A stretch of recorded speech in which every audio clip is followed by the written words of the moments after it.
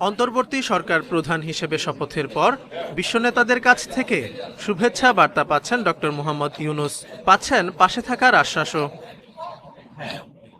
এরই মধ্যে তাকে অভিনন্দন জানিয়েছেন ভারতের প্রধানমন্ত্রী নরেন্দ্র মোদি। পাশাপাশি জানান বাংলাদেশের পরিস্থিতি দ্রুত স্বাভাবিক ও ধর্মীয় সংখ্যালঘুদের নিরাপত্তা নিশ্চিতের প্রত্যাশা।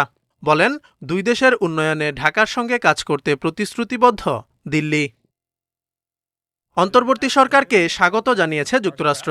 মার্কিন পররাষ্ট্র মন্ত্রণালয়ের মুখপাত্র বলেন, গণতন্ত্র এগিয়ে নিতে একসঙ্গে কাজ করতে আগ্রহী ওয়াশিংটন। সাম্প্রতিক সহিংসতা বন্ধে ডক্টর ইউনূসের আহ্বানকে আমরা স্বাগত জানাচ্ছি। অন্তর্বর্তী সরকার ও ডক্টর ইউনূস বাংলাদেশের জনগণের জন্য একটি গণতান্ত্রিক ভবিষ্যৎ তৈরি করতে চায়। তাই আমরা অন্তর্বর্তী সরকারের সঙ্গে কাজ করতে প্রস্তুত। ডক্টর ইউনূসকে অভিনন্দন জানিয়ে গণতান্ত্রিকভাবে ক্ষমতা হস্তান্তরের কাজে অন্তর্বর্তী সরকারকে সহায়তার আশ্বাস দিয়েছে ইউরোপীয় ইউনিয়ন।